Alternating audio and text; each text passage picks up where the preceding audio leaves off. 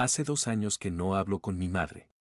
Vivo en otro estado, trabajo desde casa, y mi vida es tranquila de una manera que nunca imaginé posible. No soy feliz en el sentido clásico de la palabra, pero tampoco estoy destrozado. Simplemente existo en un espacio donde el pasado ya no me alcanza. A veces me sorprendo pensando en todo lo que pasó y en lo lejos que llegué en mi reacción. Nunca me creí capaz de hacer lo que hice. Pero cuando miro hacia atrás, entiendo que no había otra salida. Crecí siendo el hijo responsable.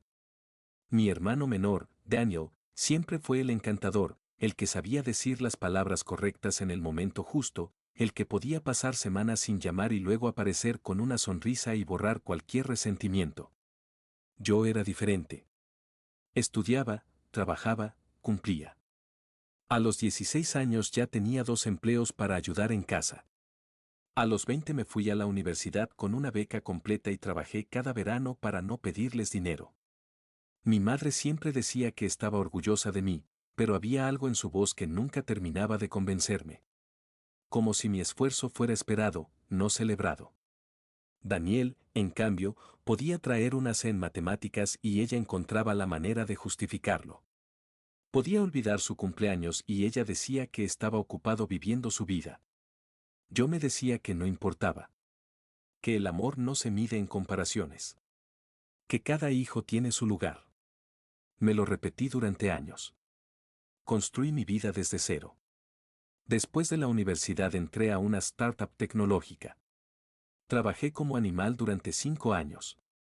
Dormía 4 horas, comía frente a la computadora, sacrifiqué relaciones, salud, tiempo. Cuando la empresa salió a bolsa, mi participación accionaria se convirtió en una cifra que nunca imaginé ver en mi cuenta bancaria. No era multimillonario, pero tenía suficiente para cambiar vidas. La primera vida que quise cambiar fue la de mi madre. Ella vivía en la misma casa donde crecimos. Una casa pequeña, con tuberías viejas, techos que goteaban cada invierno y una calefacción que fallaba cuando más se necesitaba. Había hablado durante años de mudarse, pero nunca tuvo el dinero. Mi padre murió cuando yo tenía 12 años, y desde entonces ella trabajó en una oficina administrativa ganando apenas lo suficiente para mantenernos. Se sacrificó. Lo sé. Por eso quise devolverle algo. Busqué durante meses. Quería que fuera perfecta. Finalmente encontré una casa en un barrio tranquilo, con jardín, 3 habitaciones, 2 baños completos, cocina moderna y una terraza donde le encantaría tomar café por las mañanas. Costó $1.100.000. Pagué en efectivo. Puse todo a su nombre. Contraté a un abogado para que preparara las escrituras. Quería que fuera una sorpresa completa. El día que se lo dije, preparé una cena en su casa. Daniel también estaba ahí. Había venido de visita, como siempre hacía cuando necesitaba dinero o un lugar donde quedarse entre trabajos. Tenía 32 años y seguía sin encontrar su camino, según las palabras de mi madre. Yo tenía 35 y una carpeta con documentos que iban a cambiar su vida. Esperé hasta el postre. Saqué la carpeta y la puse sobre la mesa. Le dije que tenía algo para ella.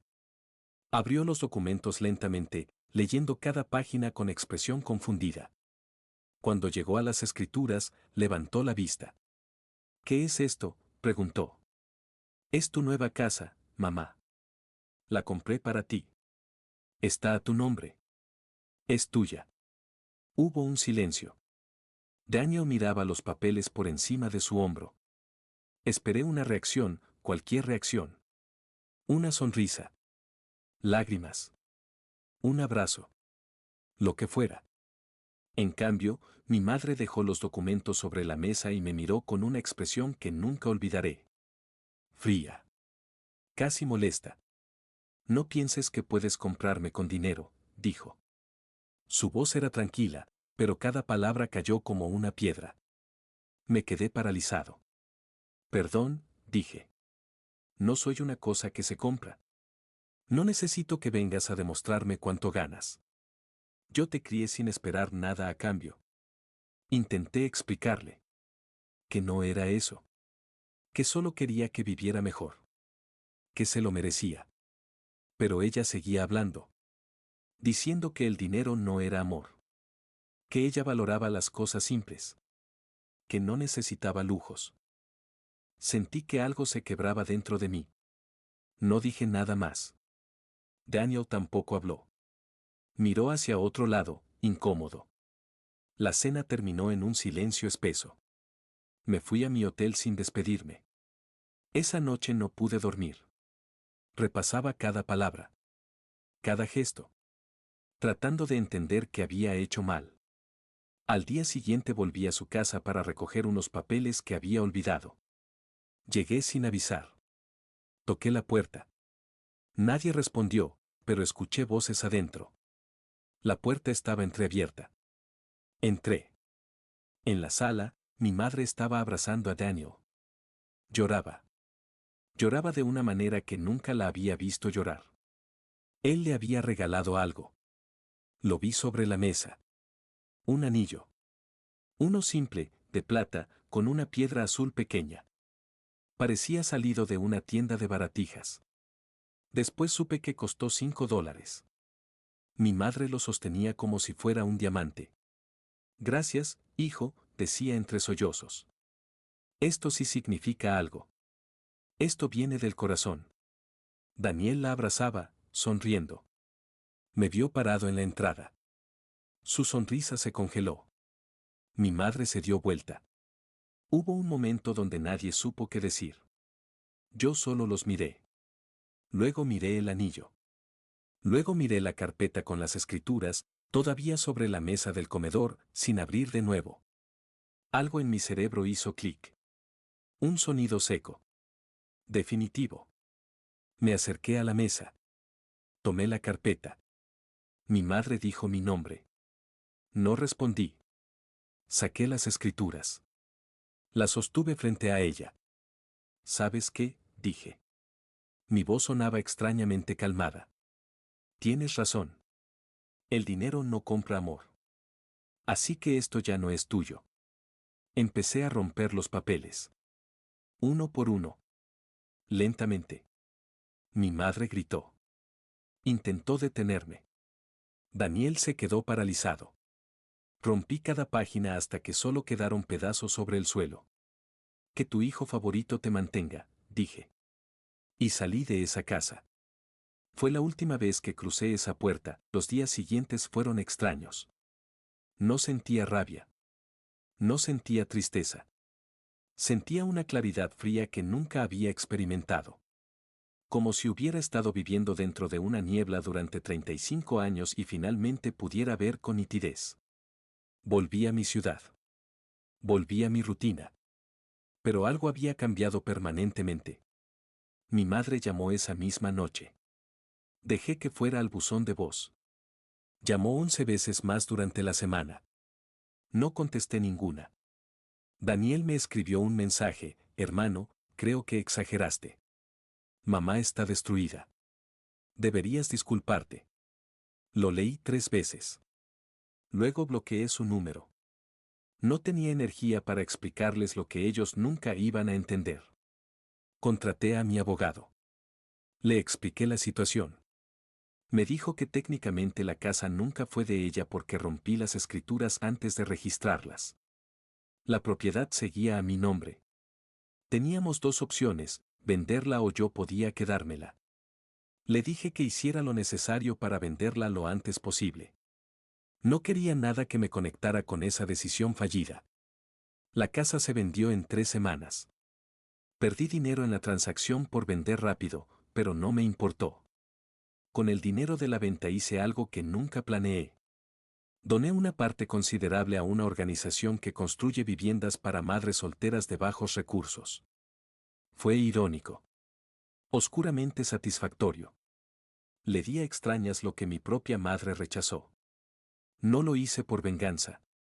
Lo hice porque necesitaba que ese dinero significara algo. Que no quedara flotando como un símbolo de mi fracaso. Las semanas pasaron. Mi madre seguía llamando. Comenzó a mandarme cartas. Cartas escritas a mano, largas, donde explicaba que yo había malinterpretado todo. Que ella solo quiso decir que no necesitaba cosas materiales para saber que yo la quería. Que el gesto de Daniel había sido espontáneo, del corazón, y por eso la emocionó. Que yo siempre había sido más frío, más calculador, y que necesitaba aprender que el amor no se demuestra con dinero. Leí cada carta. Cada una me confirmaba lo mismo, ella no entendía nada. No entendía que pasé 5 años durmiendo 4 horas diarias para llegar donde llegué. No entendía que elegí esa casa específica porque tenía el tipo de jardín que ella siempre dijo que quería. No entendía que mientras Daniel aparecía 2 veces al año con las manos vacías y una sonrisa, yo había estado presente de todas las maneras que sabía. Pagando sus facturas médicas cuando tuvo aquel susto con el corazón. Mandándole dinero cada mes para que no tuviera que preocuparse por las reparaciones de la casa vieja. Llamándola cada domingo sin falta durante 10 años. Pero un anillo de $5 valía más. Porque venía del corazón. Como si mi corazón no hubiera estado en cada sacrificio que hice. 3 meses después del incidente, Daniel apareció en mi ciudad. No sé cómo consiguió mi dirección. Tocó el timbre de mi apartamento un sábado por la mañana. Abrí la puerta y ahí estaba. Se veía incómodo. Demacrado. Dijo que necesitábamos hablar. Le dije que no teníamos nada de qué hablar. Insistió. Finalmente lo dejé pasar, no por él, sino porque no quería una escena en el pasillo. Se sentó en mi sala y durante 5 minutos no dijo nada. Luego comenzó. Me dijo que mamá estaba mal. Que no dormía. Que se sentía culpable. Que yo necesitaba perdonarla porque ella solo había tenido una reacción en el momento, sin pensar. Le pregunté si ella le había pedido que viniera. Se quedó callado. Eso me dio la respuesta. Luego vino la verdadera razón de su visita. Mamá está teniendo problemas con la casa, dijo. El techo empeoró. Ahora hay una gotera en su habitación. La calefacción finalmente murió. Va a necesitar reparaciones serias y no tiene el dinero. Pensé que tal vez tú podrías ayudar. Después de todo, eres su hijo. Me reí. Fue una risa seca, sin humor. Daniel me miró confundido. Le pregunté cuánto necesitaba. Me dio una cifra. $15,000. Le dije que no. Pero es mamá, dijo. Es tu responsabilidad también. Le respondí que yo ya intenté cumplir con mi responsabilidad. Le ofrecí una casa completa. Ella la rechazó. Ahora era turno de su hijo favorito de demostrar todo ese amor del corazón que ella tanto valoraba. Daniel se enojó. Me llamó egoísta. Me dijo que estaba siendo un niño resentido. Que ella me había criado, me había dado todo. Le detuve ahí. Le dije que yo también le di todo. Años de mi vida. Mi salud. Mi tiempo. Mi dinero. Y que lo único que pedía a cambio era un mínimo de reconocimiento. No adulación. Solo que no me escupiera en la cara cuando intentaba hacer algo bueno. Se fue dando un portazo. No volví a saber de él durante meses. En ese tiempo, me enfoqué en mí mismo. Empecé terapia. Mi terapeuta era una mujer mayor, directa, sin paciencia para autocompasión. En la tercera sesión me preguntó qué esperaba lograr con todo esto. Le dije que no entendía la pregunta. Me explicó, ¿quieres que tu madre cambie? ¿Quieres una disculpa? ¿Quieres que reconozca tu valor? ¿O quieres liberarte de necesitar cualquiera de esas cosas? No supe qué responder. Me hizo darme cuenta de que parte de mí todavía esperaba algo. Una llamada donde ella dijera me equivoqué, lo siento. Un momento de claridad donde entendiera lo que hizo. Pero mi terapeuta me dijo algo que me partió, probablemente nunca pase. Y si sigues esperándolo, ella seguirá controlando tu vida. Tenía razón. Estaba atrapado. No por rabia, sino por expectativa. Necesitaba soltar no solo a mi madre, sino la versión de ella que nunca existió. La madre que celebraría mis logros. Que vería mi esfuerzo. Que me trataría con la misma ternura que a Daniel. Esa madre era una fantasía. La madre real estaba clara, tenía un favorito, y no era yo. Pasaron 6 meses más. Cambié mi número de teléfono. Cerré mis redes sociales. Corté todos los puentes. Fue radical, lo sé. Pero necesitaba silencio. Necesitaba espacio para reconstruirme sin su voz en mi cabeza. Un día recibí un email de una prima lejana. No habíamos hablado en años. El mensaje era breve, no sé si sabes, pero tu mamá tuvo que mudarse. La casa vieja ya no era habitable. Está viviendo con Daniel ahora. Pensé que debería saberlo. Leí el email 3 veces. Esperé sentir algo. Satisfacción, tal vez. Culpa. Preocupación. Pero solo sentí un vacío neutro. Era su vida. Sus decisiones. Sus consecuencias. Yo ya no era parte de esa ecuación. No respondí el email. Borré el mensaje y seguí con mi día. 1 año y medio después del último contacto con mi familia, mi vida había tomado una forma completamente nueva. Me mudé a otro estado, acepté una oferta de trabajo remoto que me pagaba bien y me exigía poco. Compré un apartamento pequeño, minimalista, donde cada objeto tenía un propósito. Nada de excesos. Nada que cargara peso emocional. Empecé a correr por las mañanas. Adopté un perro, un labrador negro llamado Max que no pedía nada más que comida, paseos y estar cerca. Era la única compañía que necesitaba. La terapia continuó. Sesión tras sesión, fui desarmando las capas de resentimiento, culpa y expectativas rotas. Mi terapeuta me hizo un ejercicio que al principio me pareció absurdo pero que terminó siendo revelador.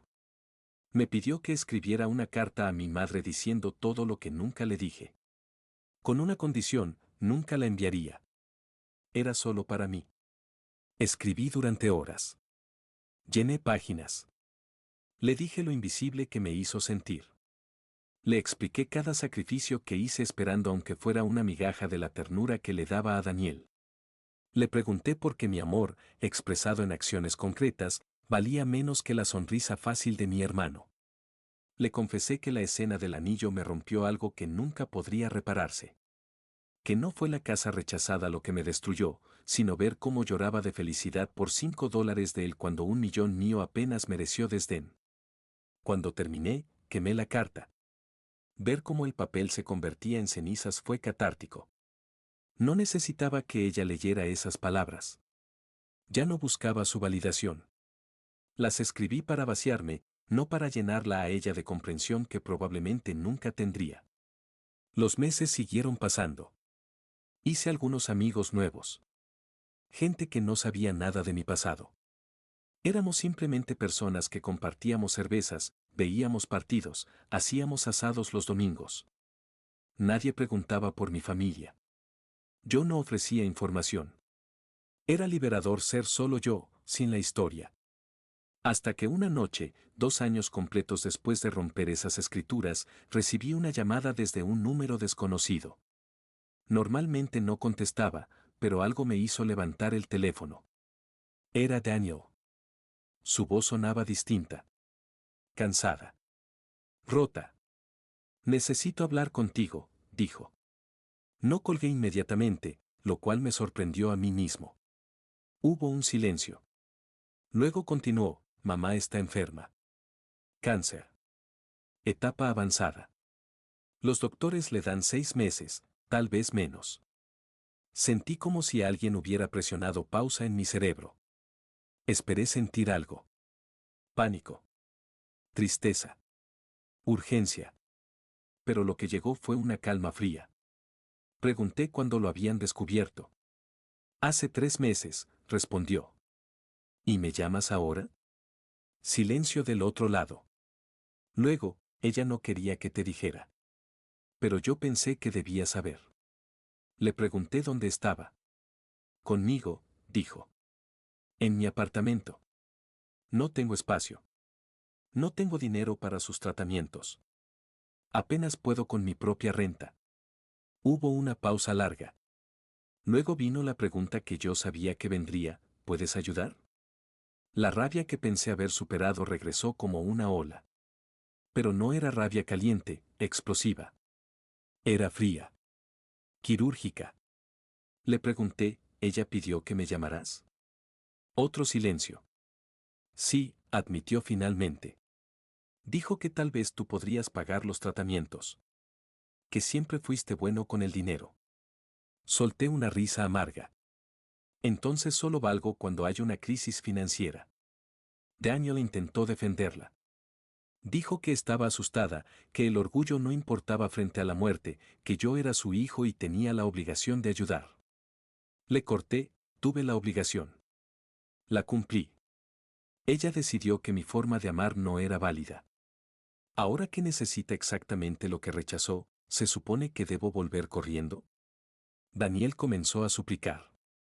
Dijo que entendía mi dolor pero que esto era distinto. Que era vida o muerte. Que yo podía ser el hombre más grande y perdonar. Que luego no iba a poder vivir con la culpa. Le dije algo que me sorprendió salir de mi boca con tanta claridad, ya viví años con la culpa de nunca ser suficiente para ella. Esa culpa casi me destruye. No voy a cambiarla por la culpa de no salvarla ahora. Ella tomó decisiones. Yo también. Colgué. Bloqueé el número. Me senté en el sofá con Max a mi lado y me quedé mirando la pared durante horas. No lloré. No sentí alivio. Solo sentí el peso de una decisión que sabía era definitiva. Durante las siguientes semanas, la noticia me perseguía en silencio. Me despertaba a las 3 de la mañana imaginando escenarios. ¿Y si me arrepentía? ¿Y si en su lecho de muerte tenía un momento de claridad y finalmente me veía? ¿Y si yo era realmente el villano de esta historia? Mi terapeuta me recordó, no eres responsable de sanar a alguien que te hirió. No eres responsable de sacrificarte para que otros se sientan mejor. Tu sanación importa también. Un mes después, llegó un email. Era de Daniel. No tenía asunto. Solo decía, mamá murió ayer. Pensé que debía saber. El funeral es el jueves. No espero que vengas, pero ahí estará la información por si cambias de opinión. Leí el email sentado en mi oficina. Afuera el sol brillaba. Max dormía bajo mi escritorio. Mi café se enfriaba en la taza. La vida seguía moviéndose a mi alrededor mientras yo procesaba que mi madre ya no existía. Había preparado durante 2 años para este momento y aún así me golpeó de manera inesperada. No sentí el colapso que imaginé. Sentí una tristeza suave, antigua, como por algo que se perdió hace mucho tiempo y ya se había llorado. No era tristeza por la mujer que acababa de morir. Era tristeza por la relación que nunca tuvimos. Por el hijo que fui y que ella nunca vio. Por la madre que necesité y que nunca existió. No fui al funeral. Sé cómo suena. Sé cómo me juzgarán quienes lean esto. Pero ir hubiera sido mentira. Hubiera sido teatro. Pararme frente a su ataúd y fingir un dolor que no sentía de la manera que se esperaba. Mi dolor era real, pero era privado. Era por mí, no por ella. En lugar del funeral, me tomé el día libre. Manejé hasta la playa. Me senté en la arena con Max y vi el océano durante horas. Pensé en todo el camino recorrido. En el hijo que trabajó 2 empleos a los 16. En el joven que se mató estudiando por una beca. En el hombre que durmió 4 horas diarias durante 5 años para construir algo. En ese mismo hombre parado en una sala sosteniendo escrituras rotas mientras su madre abrazaba a su hermano por un anillo de $5. Pensé en la decisión que tomé ese día. En cómo rompí esos papeles sabiendo que no había vuelta atrás. En cómo esa rabia fría se convirtió en límites claros. En cómo esos límites me salvaron de seguir mendigando amor donde no había. Mientras el sol se ponía, me di cuenta de algo, no me arrepentía. No de romper las escrituras. No de irme. No de cortar contacto. No de rechazar la llamada de auxilio. Tal vez eso me hacía a alguien frío. Tal vez me hacía a alguien roto. Pero también me hacía a alguien libre. 3 meses después del funeral al que no fui, llegó una carta certificada. Era de un abogado. Mi madre había dejado un testamento. Me citaban para la lectura. Consideré ignorarla. No esperaba nada, no quería nada. Pero algo, tal vez curiosidad mórbida, me hizo asistir. La oficina del abogado era pequeña, en un edificio viejo del centro. Llegué temprano. Daniel ya estaba ahí, sentado en la sala de espera. Se veía peor que en mi recuerdo de 2 años atrás. Más delgado. Ojos hundidos. Cuando me vio entrar, su expresión fue difícil de leer. ¿Sorpresa? ¿Alivio? ¿Resentimiento? No dijo nada. Yo tampoco. Nos sentamos en silencio hasta que el abogado nos llamó. El testamento era simple. Mi madre no tenía mucho. Algo de dinero en una cuenta de ahorros, menos de $5,000. Algunas joyas sin valor real. Muebles viejos. Todo eso se lo dejó a Daniel. Para mí había una carta. Solo eso. Una carta sellada con mi nombre escrito en su letra temblorosa. El abogado me la entregó. Daniel me miraba. Le pregunté al abogado si necesitaba algo más de mí. Dijo que no. Me levanté para irme. Daniel me detuvo. Espera, dijo. ¿Ni siquiera vas a abrirla? Le dije que la abriría cuando estuviera listo. Tal vez nunca lo estaría. Se quedó mirándome con algo que parecía desesperación. Necesito hablar contigo, dijo. Le respondí que no teníamos nada de qué hablar. Por favor, insistió. 5 minutos. No sé por qué acepté.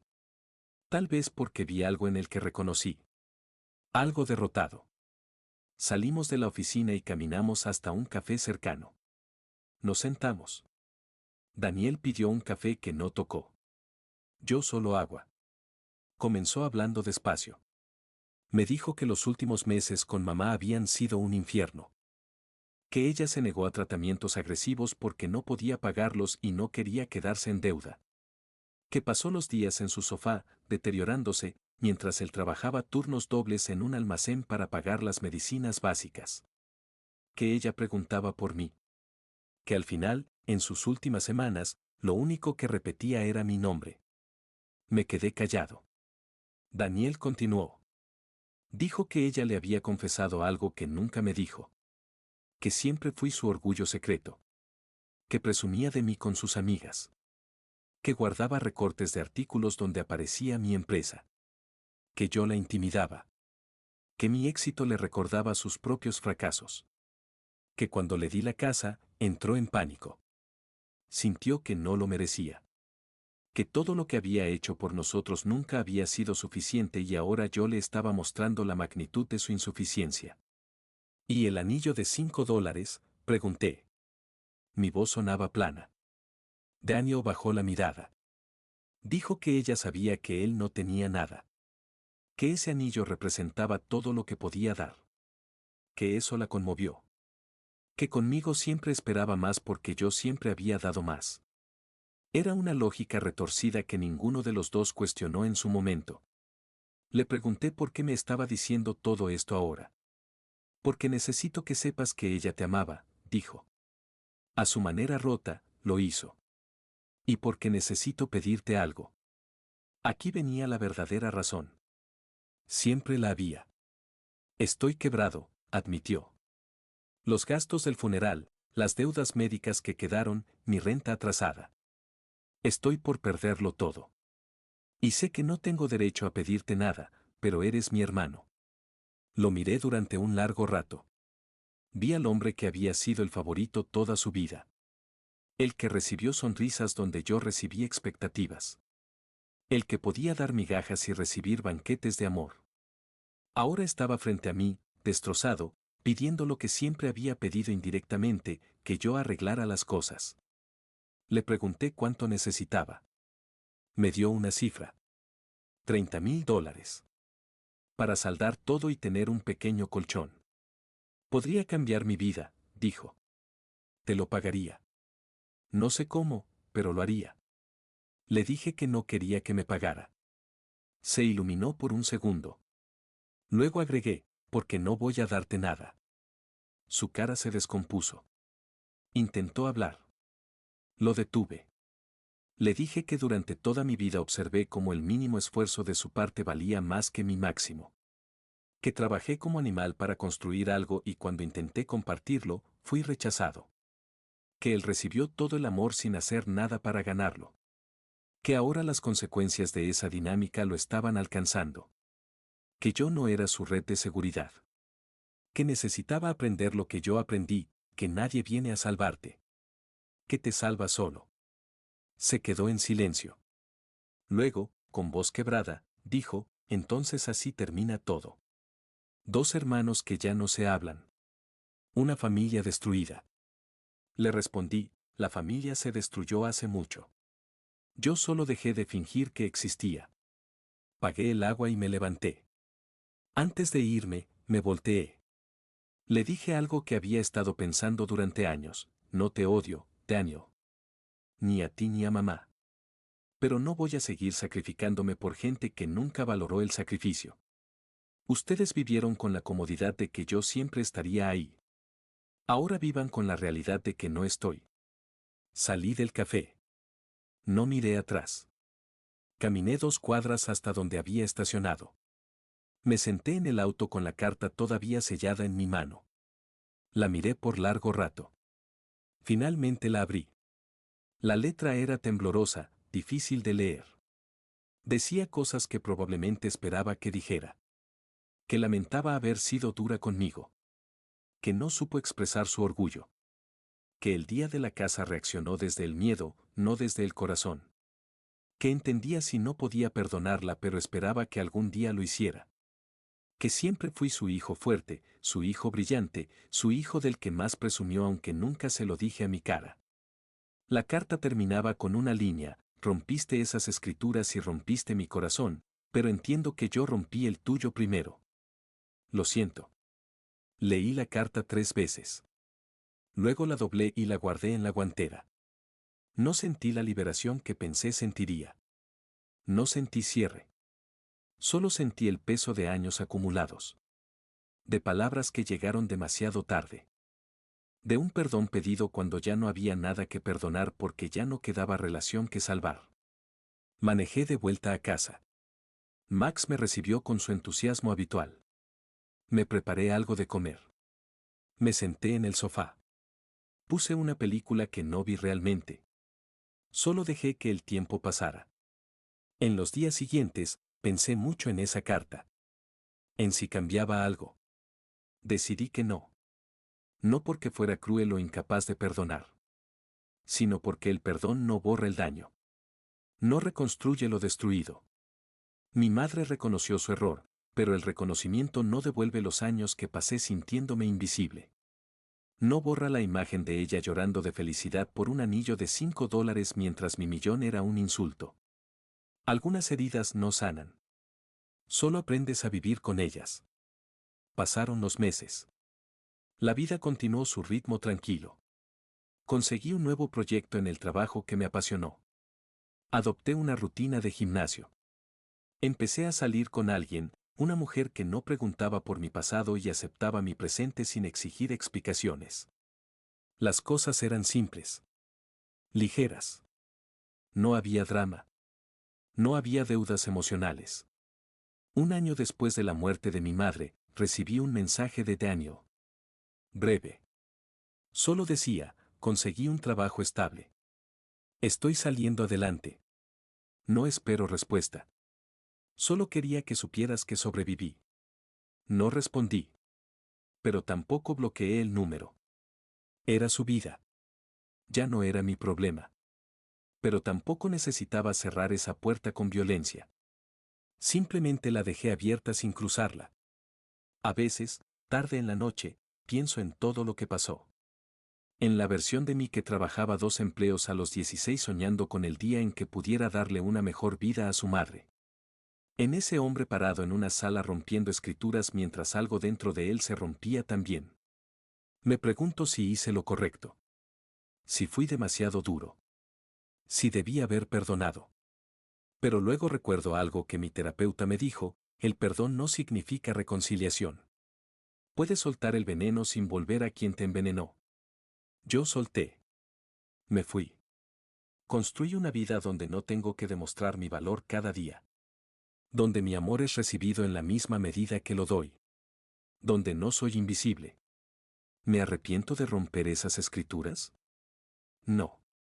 Fue la acción más visceral, más humana, más real que hice en mi vida. Fue el momento donde dejé de ser el hijo complaciente y me convertí en un hombre con límites. Fue doloroso. Fue feo. Pero fue necesario. ¿Me arrepiento de no haber ido al funeral? A veces. En los momentos de debilidad. Pero luego recuerdo que ir hubiera sido mentira. Y ya había vivido suficientes mentiras. ¿Me arrepiento de no ayudar cuando estaba enferma? Esa es la pregunta que más pesa. Pero la respuesta sigue siendo no. Porque ayudar hubiera sido volver al patrón. Ser el hijo que da mientras otros reciben. El que carga mientras otros descansan. Romper ese patrón dolió. Tal vez la hubiera salvado unos meses más. Pero me hubiera destruido a mí en el proceso. Hoy tengo 38 años. Vivo solo con mi perro. Trabajo en algo que me gusta. Tengo amigos que me valoran. Una pareja que me ve. Una vida construida desde cero después de quemar todo lo anterior. No es una vida perfecta. Hay días donde la soledad pesa. Donde me pregunto cómo hubiera sido tener una familia funcional. Pero también hay días donde me despierto en paz. Donde no cargo el peso de expectativas imposibles. Donde soy suficiente simplemente siendo yo. Esos días valen todo lo que perdí. Hace unos meses encontré la carta de mi madre de nuevo. La releí. Esta vez con menos dolor y más distancia. Entendí que ella hizo lo que pudo con las herramientas emocionales que tenía. Que probablemente hubo razones en su propia infancia que la formaron así. Que el favoritismo no fue malicia sino ceguera. La entiendo. Pero entender no es lo mismo que volver. No es lo mismo que olvidar. No es lo mismo que darle otra oportunidad a algo que ya murió. Guardé la carta de nuevo. Esta vez sin peso. Era solo papel. Palabras de alguien que ya no existe dirigidas a alguien que ya no soy. Anoche, después de cenar, me senté en mi terraza con una cerveza. Max dormía a mis pies. El cielo estaba despejado. Pensé en todo el camino. ¿En quién fui? ¿En quién soy? En el precio que pagué por mi paz.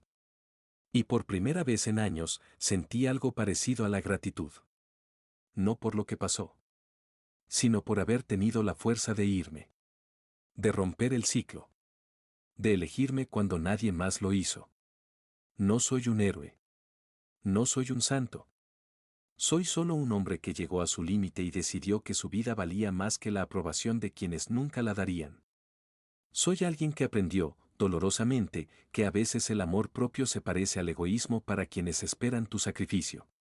Y estoy bien con eso. La historia no terminó con venganza cumplida o justicia poética. Terminó con silencio. Con distancia. Con una vida reconstruida lejos de quienes la destruyeron. No es el final que hubiera escrito a los 20 años. Pero es el final que necesitaba.